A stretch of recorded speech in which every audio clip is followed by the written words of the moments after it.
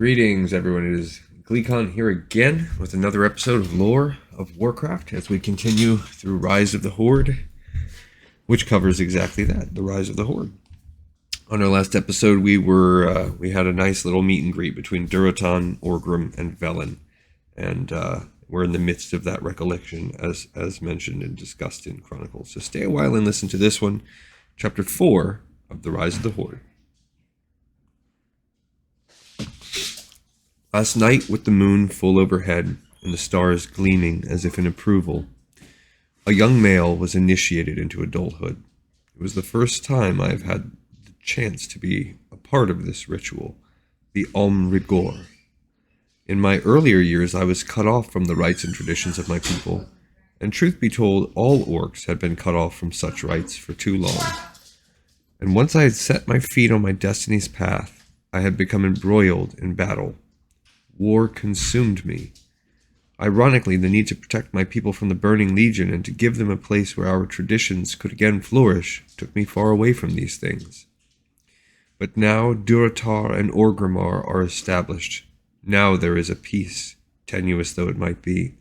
Now there are shaman reclaiming the ancient ways, young males and females coming of age who, if the spirits will it, may never know the ashy taste of war. Last night I participated in a timeless ritual that had been denied an entire generation. Last night my heart was filled with joy and the sense of connection for which I had always longed. This is the world of Warcraft. There is never going to be a generation that does not taste war. Durotan's heart hammered in his chest as he stared at the Talbook. It was a mighty beast, worthy prey. Its horns not for mere decoration, but sharp and dangerous. Durotan had seen at least one warrior gored to death, impaled upon the 12 prongs as surely as if upon a spear, and he was to take it down with only a single weapon and no armor. There had been the whispers, of course. Any mature Talbot will do to satisfy the needs of the ritual, he had heard someone murmur in his ear as he sat blindfolded in the waiting tent. They are all fierce fighters, but at this season, the males have shed their horns. Other whispers, you may only carry one weapon, Durotan, son of Garad, but you could hide armor in the wilderness where no one would know. And most shameful of all, the shaman will determine if you are successful by tasting the blood upon your face. The blood from a long-dead Talbot tastes exactly like that of one freshly slain. He ignored all the temptations. Perhaps there had been other orcs who had succumbed to them, but he would not be among them. Durotan would seek out a female who was quite well equipped with horns at this time of year. He would take the one weapon he was permitted, and it would be the blood of the beast he killed, steaming in the cold air that would anoint his cheeks. And now, standing in the early unexpected fall of snow, his axe growing ever heavier in his hand, Durotan shivered, but he never faltered. He had been tracking the Talbot herd for 2 days now, surviving only on what he could gather, creating meager fires in the twilight that bathed the snow in a rich lavender hue, and sleeping in what shelter he stumbled upon. Orgrim had already completed his rite of passage. Durotan envied the fact that his friend had been born in summer. He had thought it would still not be too difficult in early autumn, but winter had decided to come ahead of time, and the weather was bitter. It seemed as if the Talbot herd too was taunting him. He could come upon their tracks and droppings easily enough, see where they had scraped the snow for dried grass, or pulled bark from the trees, but they always seemed to elude him. It was late afternoon on the third day when it appeared as though the ancestors had decided to reward his determination. Twilight was coming, and Durotan had thought with a sinking heart that he would have to again seek shelter to mark the end of a fruitless day. Then he realized that the small pellets of dung were not frozen hard, but fresh. They were close. He began to run, the snow squeaking beneath his fur boots, a new warmth filling him. He followed the tracks as he had been taught, cleared a rise, and beheld a herd of the glorious creatures. Immediately he crouched behind a large boulder and peered around to gaze at the beasts. They were still dark brown against the white snow, their winter coats not yet upon them. There were at least 24, maybe more, mostly females. It was good that he had found the herd, but now he had another problem. How would he take down just one? Talbot, unlike many prey animals, would protect others in their herd. If he attacked one, the rest would come to defend it. He's going to aggro all of them. Shaman accompanied the hunters in order to distract the animals. Durotan was alone, and suddenly he felt very vulnerable. He frowned and rallied himself. He had been searching for these creatures for almost 3 days, and now here they were. Nightfall would see a fresh haunch of meat devoured by a hungry orc youth, or it would see a stiffening orc corpse in the snow. He watched them for a while, aware that the shadows were lengthening, but not wanting to hurry and make a fatal mistake. The Talbuk were diurnal creatures, and they were busy digging hollows in the snow in which to curl up. He knew they did such a thing, but now he watched in dismay as they settled in tightly against one another. How would he separate one? Movement caught his eye. One of the females, young and healthy from a gentle summer, spent feasting on sweet grass and berries, seemed to be in a feisty mood. She stamped and tossed her head, crowned with a glorious set of horns, and almost danced around the others. She did not seem inclined to join them, but like one or two others opted to sleep on the outside of the cluster of furry bodies. Durotan began to grin. What an offering from the spirits. It was a good omen. The liveliest, healthiest doe in the herd, the one who did not need to follow mindlessly but chose her own path. While that choice would likely be her death, it would also give Durotan a chance to win his honor and right to be treated as an adult. The spirits understood the balance of such things. At least he was told they did. Durotan waited. Twilight came and went, and the sun sank below the mountains. With the sun went even the feeble warmth it had hitherto provided. Durotan waited with the patience of the predator. Finally, even the edgiest of the herd tucked up its long legs and bedded down with its fellows. At last, Durotan moved. His lips were stiff and he almost stumbled. He crept slowly from his hiding place behind the boulder and went down the slope, his eyes on the drowsing female. Her head drooped on its long neck and her breathing was regular. He could see small white puffs appearing in front of her muzzle. Slowly placing his feet as carefully as he could, he moved toward his quarry. He did not feel the cold. The heat of anticipation, the powerful focus, drove any sensations of discomfort away. Closer still he came, and still the Talbuk doe dreamed. He lifted his axe. He swung it down. Her eyes opened. She tried to scramble to her feet, but the death blow had already come. Durotan wanted to scream the battle cry he had heard his father utter so many times, but he bit it back. It would not do to slay the Talbuk, only to be slain himself by a dozen of her herd in retaliation. He had sharpened the blade to shocking keenness, and it sliced through the thick neck and vertebra as if slicing through cheese. Blood spurted and warm, sticky fluid spattering Durotan gently. And he smiled fiercely. Anointing himself with the blood of his first solo kill as part of the ritual. The Talbuk doe had done it for him. Another good omen. Had done it for him. Silent though he had tried to be, he heard the sounds of the awakening herd. He whirled, breathing heavily, and let loose with the blood-chilling battle cry his throat had been aching to utter. He held his axe, the gleam of its metal blade now obscured with crimson blood, and bellowed again. The Talbuk hesitated. He had been told that if it was a clean kill, they would flee rather than attack, intuiting on some primal level that they could no longer help their fallen sister. He hoped this was true. He might be able to take down one or two, but would fall beneath their padded feet if they chose to attack. Moving as one, they began to back away, then finally whirled and turned to run. He watched them gallop over the rise to disappear, their paw prints in the pristine snow, the only evidence that they had been here. I thought they had hoofs, the Talbuk. Durotan lowered his axe, panting with exertion. He raised it again and let out a cry of triumph. His empty belly would be full tonight, and the spirit of the Talbuk would enter his dreams. And on the morrow he would return to his people an adult male, ready to take his place in serving the clan, ready to one day become its leader. "Why do we not ride?" Durotan asked petulantly, glowering like a child. "Because that is not the way it is done," Mother Kashur said curtly. Irritated, she cuffed the boy. Durotan was young and fit. The lengthy hike to the sacred mountain of the ancestors was nothing to him. She, on the other hand, would have deeply appreciated being able to ride atop her great black wolf, Dreamwalker, but the traditions were ancient and specific, and as long as she was able to walk she would. Durotan bowed his head in acknowledgement as they continued on. Despite the fact that each trip exhausted her more than the previous one, Mother Kashur felt a sense of excitement that helped temper the pain and weariness. She had taken many a youngling, both male and female, for each was as valued as the other, on this final part of their rite of adulthood, but never before had she been asked to bring one before the ancestors. She was not too old to be curious. It was less than a few hours for the young, but about a day for the older bones to make the trip. Evening was coming, and they were almost there. Mother Kashur looked up at the familiar shape of the mountain and smiled. Unlike other mountain ranges whose angles seemed to be random, Oshugun's spire was a perfect triangle, gleaming like crystal, its facets catching the sun. It resembled the surrounding terrain not at all. It had come from the heavens long ago, and the spirits had been drawn to it. It was for this reason the orcs had settled here in its sacred shadow. Whatever squabbles and petty differences they had as living beings, they were as one here, inside this mountain.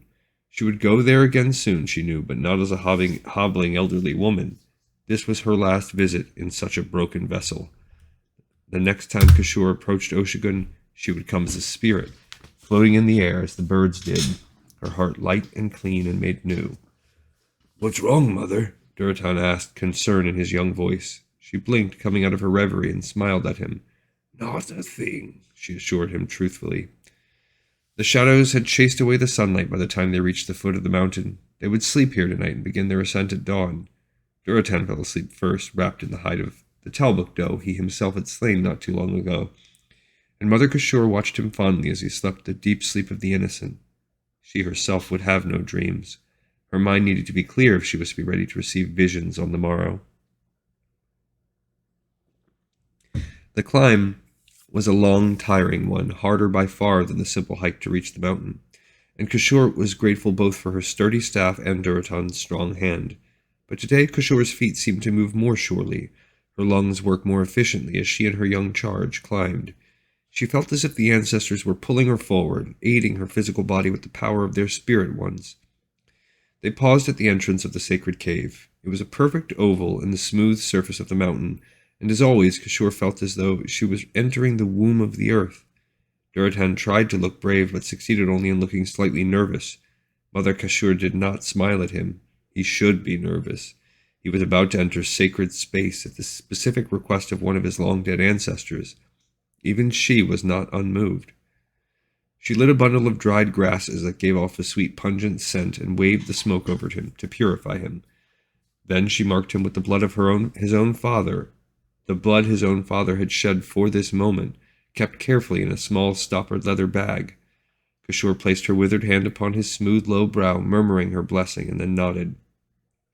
"You well know that few are called before the ancestors who do not walk the path of the shaman," she said gravely. Brown eyes wide, Durotan nodded. "I do not know what will happen. Maybe nothing. But if something occurs, you know to behave with honor and respect to the beloved dead." Durotan swallowed and nodded again. Then he took a deep breath and stood straight and tall, and in the yet unmolded body of the boy, Kashur saw a hint of the clan chieftain to come. Together they went inside, Mother Kashur going first to light the torches that lined the walls. The orange illumination showed them the downward twining path, worn smooth by years of bare or booted orc feet. Here and there steps had been carved to make those pilgrims' feet more secure. It was always cool inside this tunnel, warmer than it was outside in winter. Kashur let her hand brush the sides of the wall, remembering the first time she had come here long ago. The blood of her mother wet on her own face, her eyes wide, her heart racing. Finally, the long, gentle downward slope eased. There were no more torches on the wall to light, and Durotan looked at her puzzled. "We will not need to bring fire to come before the ancestors," Kashur said. They continued on a level surface, traveling into darkness. Durotan was not frightened, but he did look confused as they left the comfort of fire behind. Now it was completely dark. Kashur reached out a hand and grasped Durotan's to guide him, his strong, stubby fingers folded gently around hers. Even now, when he might be expected to clutch my hand, he remembers how it aches, she thought. The next Frostwolf chieftain would have a considerate heart. They continued without speaking, and then suddenly, like the arrival of dawn after a long, dark night, light began to grow around them. Now Kashur could dimly see the shape of the youth who stood beside her, so much younger than she, and yet already walking in the body of a grown male. She watched him as they moved forward. The miracle of the cave of the ancestors was familiar to her, but Durotan's reaction was not. His eyes widened, and he inhaled swiftly as he looked around. The glow emanated from a pool in the center of the cavern, casting a soft white light over everything. All was smooth and soft and dimly radiant. There were no sharp angles or rough places, and Kashur felt the familiar sensation of deep peace wash over her. She let Durotan look his fill in silence. The cavern was huge, larger than the main drumming and dancing area at the Kasharg festival, and branching tunnels led to places that Kashur had never dared explore. It would have to be so large, would it not, to be able to host the spirit of every orc who had lived and died? She walked to the water and he followed her, watching her closely. She removed the pack she carried and gestured that he do likewise. Carefully, Kashur removed several water skins, opened them, and with a soft prayer, added their water to the glowing liquid. "You asked about the water skins as we departed," she said quickly to Durotan. "The water in here is not native to this place. Long ago we began offering blessed water to the spirits. Every time we come, we contribute to the sacred pool. And even so, I know not how the water does not dissipate as it would in an ordinary hollow. Such is the power of the mountain of spirits." Once she had emptied the water skin, she sat down with a soft grunt and peered into the luminous depths. Durotan emulated her. She knew the angle at which she could see her reflection and made sure they were both positioned correctly. At first, all she could see was her own face and that of Durotan. Their features looked spectral themselves, reflected in a white pool rather than a dark one. Then a third figure joined them, as if Grandfather Talcraw were standing right beside her shoulder, his reflection as clear as theirs. Their eyes met and Kashur smiled. She craned her neck to look up at him, but Durotan continued to gaze into the water as if searching for the answers there. Kashur's heart sank a little, but immediately she reprimanded herself. If Durotan was not of the shamanic path, then he was not of the shamanic path. Surely his destiny would be an honorable one regardless, born to lead his clan as he had been. My many times great-granddaughter," Talcraw said with more gentleness than Kashur had ever heard from him before, "you have brought him, as I asked." Leaning heavily on a staff as insubstantial as he, the spirit of the grandfather moved in a slow circle around Durotan as the young orc continued to look into the water. Kashur watched both Frostwolf males closely. Durotan shivered and looked about, no doubt wondering where the sudden chill came from. Kashur smiled to herself. He could not see his ancestor spirit, but he knew somehow that Talcraw was there. "You cannot see him," she said a bit sadly. Durotan's head came up and his nostrils flared. Swiftly he got to his feet. In eerie light his tusks looked blue and his skin had a green cast to it. "No, mother, I cannot. But is an ancestor present?" "Indeed he is," Kashur said. She turned her attention to the ghost. "I did bring him here as you requested. How do you find him?"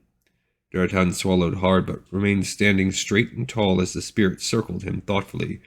"I sensed something," Talcraw said. "I had thought he would be a shaman, but if he cannot see me now, then he never will. But although he will not see spirits or summon the elements, he is born to a great destiny. He will be an important asset to the Frostwolf clan. Indeed, to all his people." "He will be a hero?" Kashur asked, her breath catching. All orcs strove to uphold a code of courage and honor, but only a few were powerful enough to have their names engraved upon the memory of their descendants. At her words, Durotan inhaled swiftly, and she could see the wanting on his face. "I cannot tell," said Talcraw, frowning a little. "Teach him well, Kashur. For one thing is certain, from his line will come salvation." In a gesture of tenderness the likes of which Kashur had never seen, Talcraw reached out and brushed an insubstantial finger across Durotan's cheek. Durotan's eyes went wide, and Kashur could see he had to fight the natural instinct to draw back, but Durotan did not quail beneath the spectral caress. Then, like mist on a hot day, Talcraw was gone. Kashur stumbled a little. She always forgot how the energy of the spirits fed her. Durotan stepped forward quickly to catch her arm, and she was grateful for his youthful strength. "Mother, are you all right?" he asked. She gripped his arm and nodded. His first concern was for her, not for what the ancestor might or might not have said about him. Even as she pondered the words, she decided not to tell Durotan of them. Level-headed and great-hearted though he was, such a prophecy could corrupt even the truest of orcish hearts. From his line will come salvation. "I am all right," she reassured him, "but these bones are no longer young. The energy of the spirits is powerful." "I wish I could have seen him," Durotan said a bit wistfully, but I know I felt him."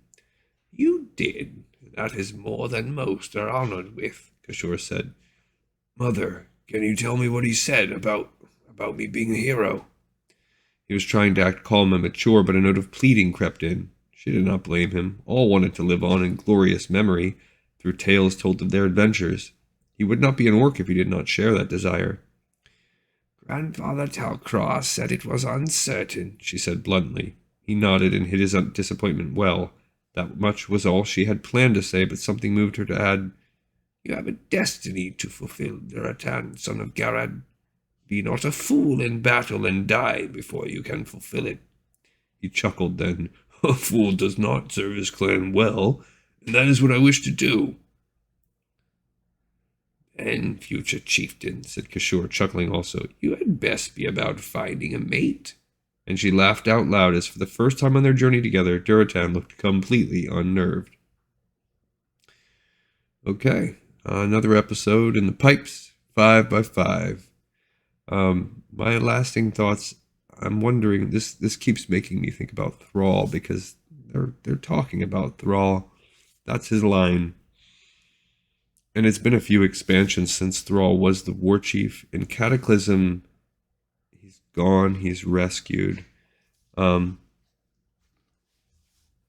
I don't know what happens after that. You know, Warlords of Draenor is an alternate timeline, who knows. But for the past couple expansions, it's been Sylvanas or Sylvanas. So something happens in maybe Warlords of Draenor, maybe Pandaria, maybe Legion. I don't know. Something happens to where Thrall is removed from the picture. I think he dies, but I can't quite remember. And he must be dead. Or something. I'm not sure, because is he the one in Shadowlands that you're walking around with? I just did a quest. I was just replaying for the 100th time some of the storylines on the Shadowlands, and there's the one quest where you have you're walking around with Draka and I think Thrall. But I just don't remember if Thrall is there in the same way that some of the others are there as a living person, or if he's dead. But I think it's not. I think he's living. But he's not the war chief anymore for sure. Anyway, interesting stuff. Things to keep, that's one thing I haven't done. I've never consistently played WoW or any of them long enough that I've been able to track the leadership of both the Alliance and the Horde and why and how each one changed. And I really hope there's a way that we can do that. I know we can go back and play some of the classics. There's even going to be a Wrath of the Lich King classic soon. But in the very least, I'm going to try my hardest to just see what we can do when it comes to that, to see if we can at least watch videos or something. Anyhow, thank you all for listening. I appreciate your time greatly, and I'll see you on the next episode of Lore of Warcraft.